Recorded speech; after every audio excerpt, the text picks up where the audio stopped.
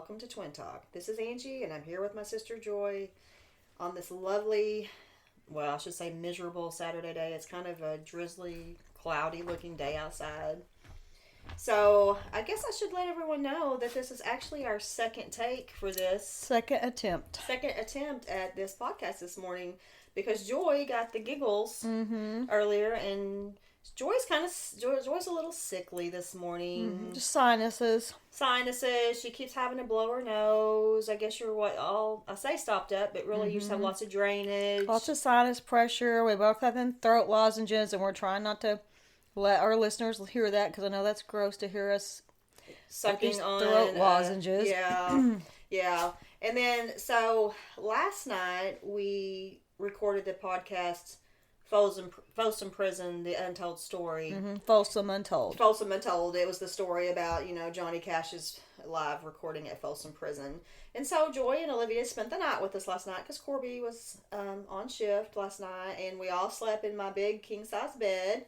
And in the middle of the night, I got up and went upstairs and got in Kate's bed because he was upstairs on the couch. He's in from college. And then about an hour later, Cambry comes up there and joins me. And then this morning, Joy tells me, "Can you believe I didn't get any sleep because I was so cramped?" And I was like, "What?" So why is that? You didn't get any sleep? So, yeah, you got up in the middle of the night, and Cambry got up, and I'm like, oh, awesome. I get this whole king-size bed to myself. Olivia and I do. And she's the type of person that wants to be right next to you, and practically right on top of you.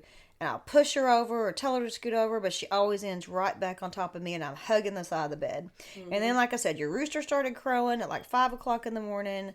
So even though that's cool, I mean, how often do you get to wake up to a rooster crowing? Every day. I'm not sure that I got, well, you do, but for most people, we don't get that experience. So I got good sleep for a while, but not the longest amount of sleep. But I'm sure I'll survive.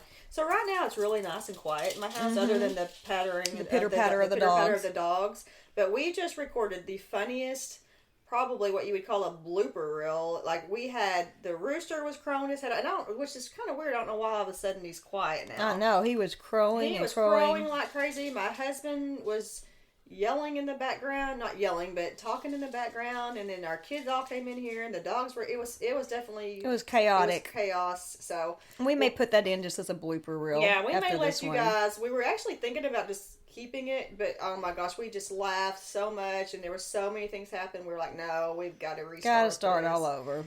So we're going to attempt to do this again. Yeah. See how it goes. Okay, so today we're actually talking about an original Audible production called Climbing with Mollie. And Joy is the one who introduced me to this. And you were saying, so it's a free. Yeah, each month if you have they have different subscription levels, but on my subscription I get 2 books a month, and I think I get 2 free. They're usually short stories or what are called Audible originals.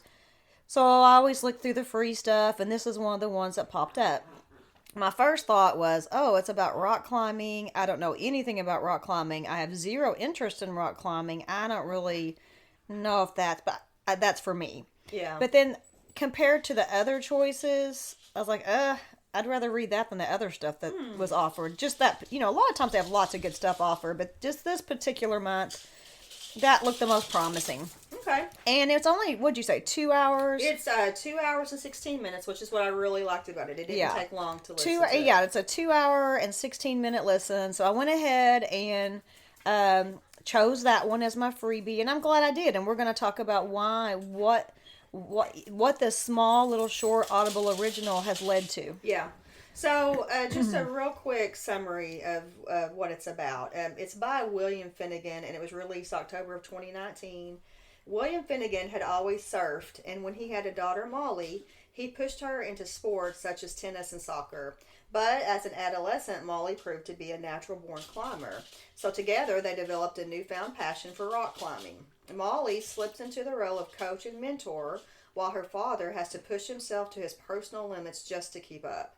Finnegan offers a candid and gripping look at the risk, fear, and humility in pursuit of a perilous hobby. So that part to me was really interesting. You can just tell he's a lot older. I think he had her later in life. And he kept trying to push her into sports, and you could just tell that wasn't her natural inclination Right. to be like on a team. But then they just find out accidentally almost that they go to a rock climbing gym, and she's just unnatural, and she just starts immediately excelling at the sport. Right. So what did you think about? Like you said, you were thinking, I don't know anything about rock climbing. This doesn't seem that interesting to me. But after actually listening to the whole thing, what were your takeaways from it? That it was interesting, and that I learned there's a whole nother world out there that I knew it was out there, but I didn't know anything about it. And because he knew nothing about rock climbing, the father, we're kind of learning with him as the book. He walks us kind of step by step through what all's involved. Yeah, we're seeing things through his eyes, and he's explaining us. He's taking us as novices step by step through.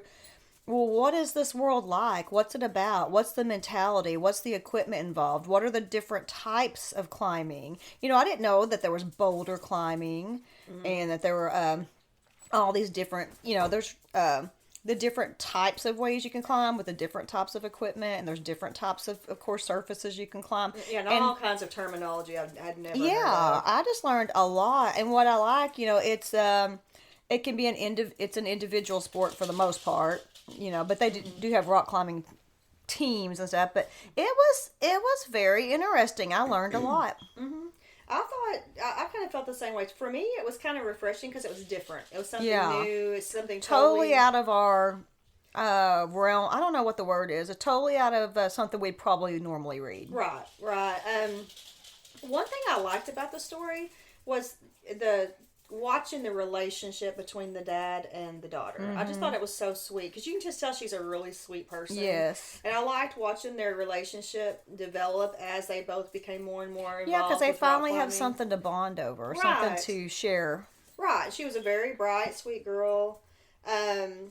But I'm trying to think. Yeah, and just watching him, I loved watching his admiration for her. And one thing, the proud father Yeah, the comes pride. through so strongly. The pride he takes in her accomplishments. And the one thing I really liked about the rock climbing, I guess, world in general was the camaraderie and how they pulled for each other. Yes. So, like in team sports, it's always about you got to win at all costs. You got to win, got to win, got to. And you don't.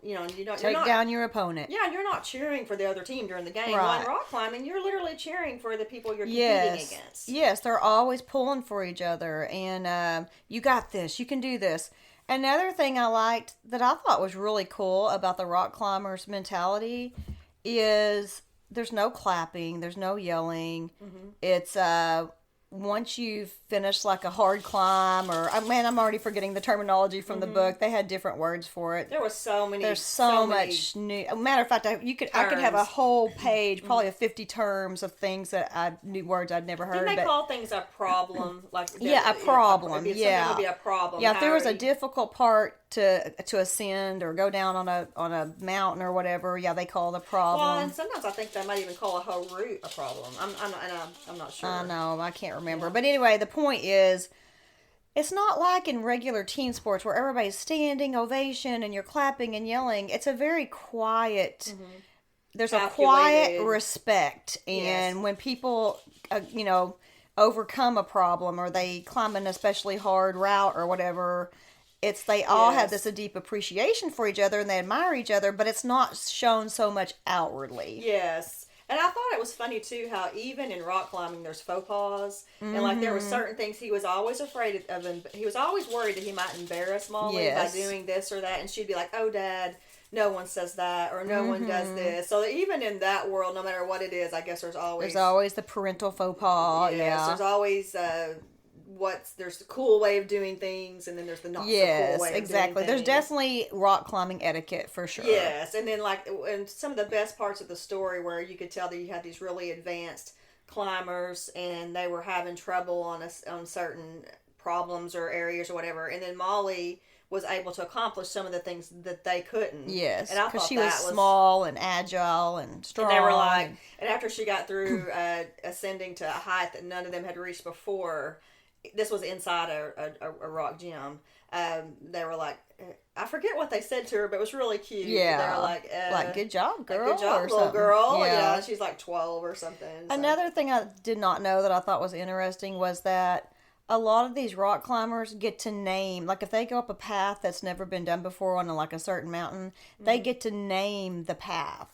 Or they get to name the route or whatever. I don't even know if I'm using the right terminology now. I think this is so funny because if a true rock climber were to listen to this podcast, they're probably going to laugh their head off at us because we know nothing. Yeah, and hopefully they won't laugh. Hopefully they know that we're green, we're newbies. I'm just saying, like for us, for instance, let's just say, like, we know a lot about basketball and softball. Yeah. And we heard someone, like, just trying to explain, well, there's like these 3 bases. And there's a yeah, bat and then you ball. get like a touchdown. Yeah, I yeah. I'm think. just saying that we would be sitting here laughing inside, going, "Oh, that's so cute." That's so funny. I know. You know what I'm trying. Well, hopefully they appreciate that we're like trying to tackle something we know nothing about. Oh, I agree. I was just making a comment. Yeah, you're right. You're right. But anyway, really, it's just a basic, sweet story about this girl and her dad spending time. And what's really cool is you can go like they would go to.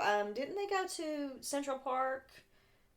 Yeah, one of the very first things they scoped out was a little area to climb in. Yeah, I think they lived in Manhattan or Brooklyn or somewhere. And I think they actually would go to places like Central Park. And the dad is a journalist. He writes, so he travels all over. So like they would get to go find places to climb. I want to say like in Mexico. Yes. And didn't they go to? Why am I thinking Canada? This is awful. I can't They remember. got to travel to various places they otherwise couldn't have because he was a journalist. Yeah, so they got to go to lots of really cool places. That is one thing. If I did a sport, to me that would be one of the best parts of it is getting to see all. Yeah, the travel. The perks of rock climbing that I've seen, and then we're going to expand this a little bit here in a minute through other climbers, but.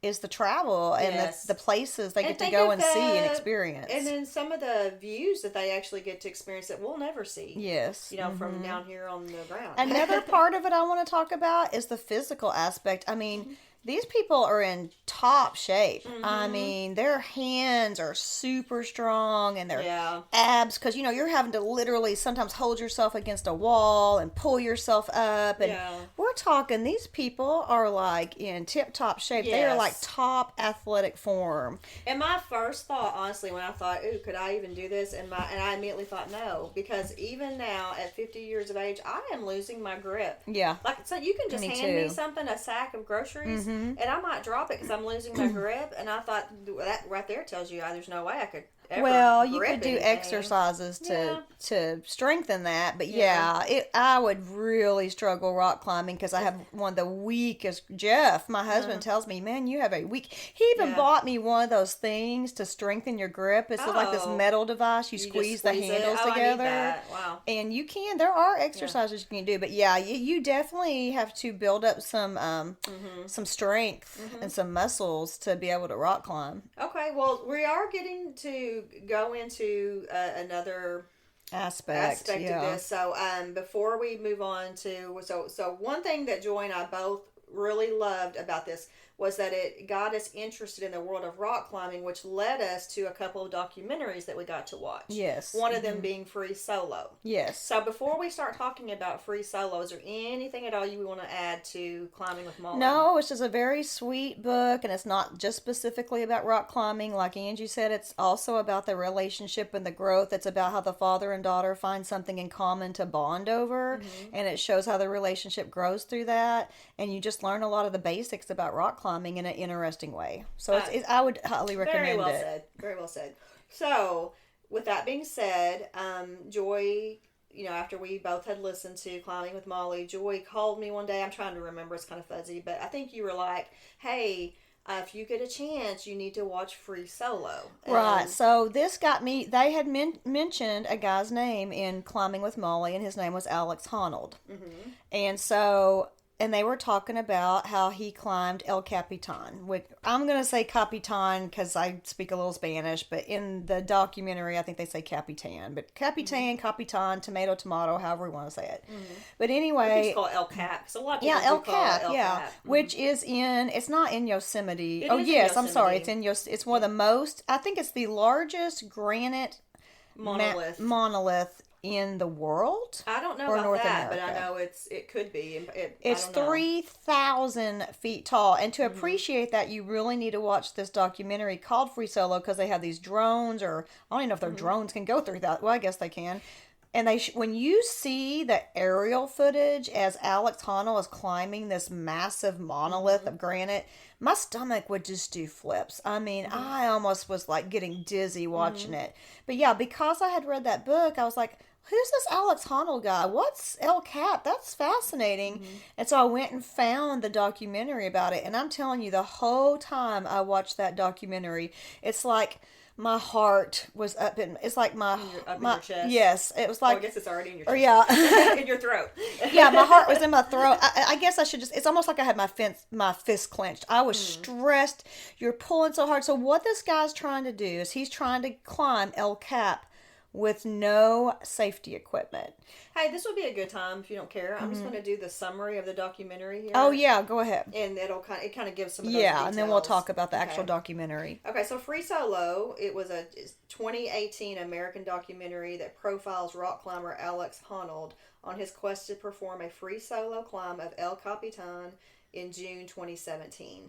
So free solo is a form, the term free solo is a form of rock climbing where climbers climb alone without ropes, harnesses, or other protective equipment, forcing them to rely entirely on their own individual strength and skill.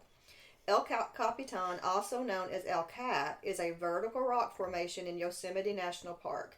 The granite monolith is around 3,000 feet from base to summit along its tallest face and is popular among rock climbers.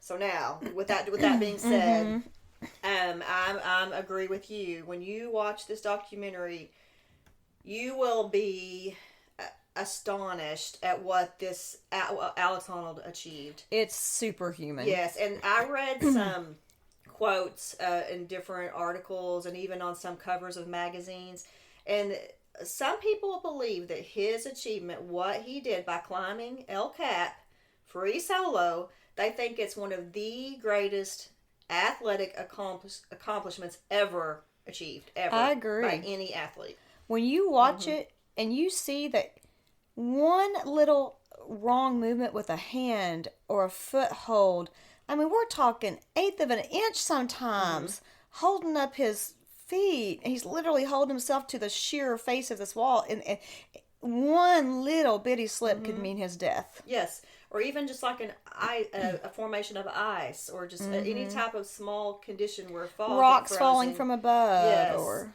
so. Which I'm not sure in this case if that's because it's a sheer granite wall. I'm not sure if there could be rocks falling from above. I don't know. I do believe sometimes they said that. I think they said sometimes, especially yeah, if there's someone climbing above you. But he's just seconds from death the whole time, and the fact he did that. Now, you know, the listeners also need to know he just didn't just run in there and do this. That's what I was just getting ready to say. He took years and years of going up with safety equipment. And he's a professional Yes, he's a professional climber. He's done thousands of climbs.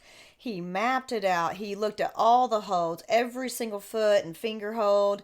He went up there. He had, another guy go up there with him, and I mean, he would pray. And basically, he said the hardest stuff, he would practice it and practice and practice it till he was comfortable with it. He literally has like a 3-ring notebook, and so the mountain is. I think it was just a spiral notebook. That's what I meant to say. Yeah. I'm sorry. That's what I had in my head. I don't know why I said 3-ring, but yeah, that's what I meant to say. He had a because it's very primitive. Like his research, just in a spiral notebook. And so the mountain is divided into like I want to say like 32 sections or whatever. Yeah, 32 passes or whatever they call them. And each passage or section has its own name. And like you said, he would diagram and map out every pass or whatever. I wish I knew the correct term. But anyway, and so there's a science to it. And he literally would say, okay, on, let's say, number 16 on this section of the wall, my right hand's going to be here. My left foot's going to be here, and it's going to be turned at this angle. Yes. I'm going to use a certain, I wish I knew the terms, but, finger hold. A certain finger hold. He knew down to every single nth of a degree what every part of his body was going to be Yes, doing that's on what that was spot of the mountain. fascinating to Yes. me was he knew every single step he was He going knew to take, every every toe move. hold, every And you have finger to. hold. When Yeah. your life is at stake, you better be prepared. Yeah. You better be that prepared. Yeah, and there was one part, and I'm sure you remember this. He had like two options. Okay, I can get a swinging motion going and do like a cliffhanger, like I'm going to jump from point A to point B. Oh, that just scared me to Or death. he can do some type of karate. They called it something where you swing your leg up and get a hold of something and then just swing over. But the problem was if he did it and his hold didn't he didn't his fingers didn't hold, he was dead. Yeah. I mean, he had nothing to support him. And he even said in the documentary, if he ever just something didn't feel right, or he didn't feel, he never did anything that he didn't feel 100% sure about, that he didn't feel comfortable with. And there was even a day he went to climb, and they thought that was going to, because they kept saying, okay, what day is he going to do it? Yeah. And he just knew there was going to come a day that he just felt confident Like enough to do it. This is the day. And one day he went out to do it, and he got just a little ways up, and he came back down, and they're like, what's wrong? He goes, I just felt like there just something wasn't right about that next step I was getting ready. It was like intuition. Telling them, there's something about this next step I'm getting ready to do that I don't feel 100% confident in So he's it. smart enough to know when to back off and back away. Right. And that kind of brings up the point, too. He had a lot of friends who were helping film this, and these guys had to film it. They're in danger too. They're having to get in certain positions and certain angles, and their number one concern is his safety and keeping out of his way. Yes. But there were points in this documentary where his friends who were filming him, especially the one down at the base of the mountain or whatever, he's like, I can't look. How are y'all even looking? I mean, he had the camera on a tripod pointed at Alex where he was, but Alex had come to a really difficult problem, and it's one of the worst on the mountain, and like they knew if he got past that particular problem, he's probably going to be okay and make it. But that was the point where his buddy on the ground said, "I can't watch. How are they even watching?" They were even at times they would even mention like, "Okay, we need to be prepared in the event that he doesn't." Yeah, they had to do like a plan B. What if he falls? What do we do? They even with Alex sitting there at the table. Yeah, well, so and so's going to call. Do we keep filming? Do we do this? Right. And they said so and so's going to call 911. So and so's going to do this. And then I remember Alex saying, this was so vivid to me. They had talked about having a camera at the top or somehow over him, and he said, "Well, I don't want that there if I fall because nobody wants to see that." Oh, really? Oh, I don't. Yeah, something to the effect of it would have filmed his fall like from above, and he said, "Yeah, let's not do that. Nobody wants to see that." But I do like the fact that they were acutely aware of how their presence might affect his climb, and the last thing that they wanted to do was to be a hindrance to him effectively making that. And climb. I think that's one of the points successful. and I've read this, and I was an excerpt from a rock climbing magazine, and this guy he didn't like the fact that Alex did this. He obviously agreed it was a great feat, like you said, one of his greatest feats ever, but he's worried that it's going to encourage other people to free solo, and it's going to encourage others who aren't as experienced as him to think, oh, I can do that, and then lead to a lot of deaths. You make a good point, because did you notice how the people who were the most worried about him were other professional rock climbers? Yes. Because they're the ones that truly know how much danger he was in. Yes, they're the ones that really got it. They're like, if people only halfway understood what he's trying to accomplish, they would be terrified. Terrified. Yeah. So let's talk about him as a person for a minute. Yeah. Okay. Yeah. Very interesting person. Yeah. So what did you think about him as a person? I thought he's kind of an enigma. He's not your average everyday Joe, and yet and I don't think an average everyday Joe could have made that climb. He obviously there's something there. He doesn't say he's not scared of heights, but he's able to push through and overcome. And we're talking major heights. We're talking this was a 3,000-foot climb. There's something in him that enables him to do things other people can't. And he even went, and they even had people ask, hey, can we look at your brain? Can we look at how it functions? And I think you might have some notes on that and can talk about that. No, I forgot to. Okay, well, we had talked about it before, but it's that part of your brain that that gets you excited, that gets you happy. I can't think what it's called now. We even said the scientific term they for it did when we like had our a- conversation. I thought they just did like an MRI Yeah, or but CT. remember our conversation, and we even named the hypothalamus or Oh, something. yeah, I don't remember We now. even talked about it, and the part of the brain That registers fear. that registers fear and excite or whatever, they said like his is almost non-existent. Yeah. So it takes 100 times the I guess the risk or whatever to get his whatever, and I don't want to use hypothalamus if that's the wrong part of the brain, but anyway, whatever part of that brain is, it takes a lot more for his to get going than the normal person. Yes, yeah. So that he does have something different about his brain. But he also made a good point, because I was thinking that too. I thought, okay, he was born that way. He was born with less.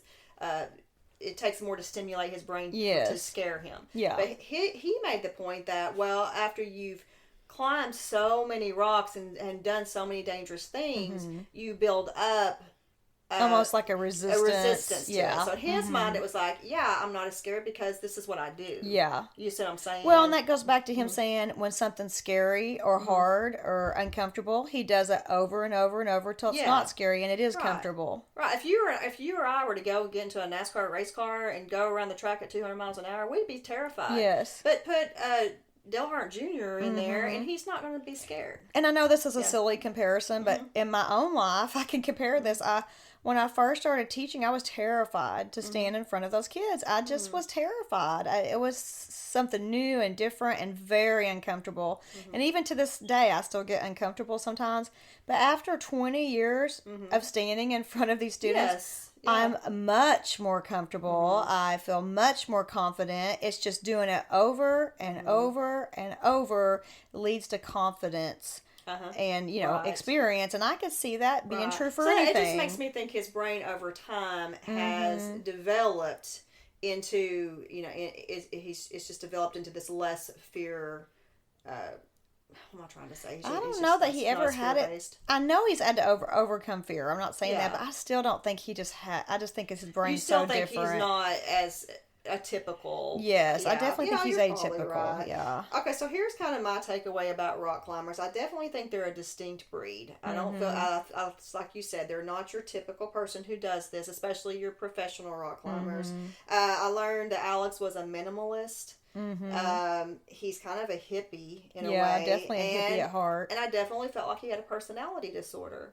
And I'm not saying that to be like, in a negative way, like, oh, there's something wrong with him, because a lot of people have personality disorders, but there were certain things within the documentary that I thought, that's not normal. And he even made the comment, he said, yeah, a couple of my past girlfriends have told me I have a personality disorder, and I thought, yeah, I definitely agree. Well, and in the documentary, he has a girlfriend. They met at a book signing, and she's real cute, real bubbly, she's a lot of fun, but she basically asked him, is there any way you won't do this? We're talking about climbing El Cap. Yeah. She says, because she knows the risk of him dying or could be high. And she says, is there any way you wouldn't do it, that you'd choose me over the mountain? Right. And he's basically said, no, I'm sorry. Rock climbing is always going to come before any... I think he even said, rock climbing will always come before any lady. Yes. I think that's how he said it. In a way, it sounds cruel, but at least he let her know up front. Yeah, at least he's being honest. At least he's not leading her on. Right. Yeah, and he's just putting it out there honestly. Hey, this is my passion. This is what I live for. It's going to come before everything else. That's his thing. But I did read where they finally did get married. Oh, that's awesome. So that's awesome. Cool that they did get married. Hopefully they're not living in the van anymore. He literally lived in a van. Yeah, had a van. He was, preparing for that climb. Well, in the documentary, it shows them picking out like a condo. I think it was like a condo. I don't even know where it was. Okay, so basically, we both highly recommend you watch Free Solo. Yes. And it is on, I want to say it's on Amazon. It's either Amazon Prime or Netflix. Prime. I can't remember. It's not Netflix, because I had a lot Amazon Prime. Yeah, I had a lot of trouble, because you and I really, really wanted to watch it, because I had just got through listening to Climbing with Mollie, and I thought, I want to listen to it while this is all fresh. Yes. I had so much trouble getting it, and I finally was able to get it, I believe, on Amazon Prime. But even though I couldn't find it, I was on Netflix looking for it. Well, I come across The Dawn Wall. Yes. Which is what we're going to talk about now. Yes. So The Dawn Wall is another documentary about rock climbing. So I'll just... Yeah, and Angie called me one night after she watched you had actually, before you watched Free Solo, you said, hey, Corby and I are watching this show called The Dawn Wall. It's really good and you should watch it. So I immediately watched it, and oh my goodness, it's another one of those fist clenchers, I call it. It's stressful, but it's exciting, and it's amazing what these people are accomplishing. So let's go ahead and talk about the Dawn Wall. The Dawn Wall is a documentary about legendary free climber Tommy Caldwell. He tries to get over a heartbreak by scaling the Dawn Wall of El Capitan in Yosemite National Park. This was released in September of 2018, but he actually did the climb in 2015. So the Dawn Wall climb, was it done before Free Solo? I want to say yes. I want to say he did it in 2015, and I want to say Alex did his around 2017. Okay. But I'm not positive. I don't guess it really matters, but I was just curious. It kind of does, because I almost feel like they know each other, and maybe Wasn't Tommy the one that... So maybe they climbed the Dawn Wall, and then Alex says, oh, well, maybe Tommy can help me with my Free Solo? I can't remember. Okay, so according to my notes, it was 2015 that Tommy Caldwell and Kevin Jorgensen did their climb. Now, we do make a very important distinction here. Theirs was not Free Solo. Right. They had some harnesses.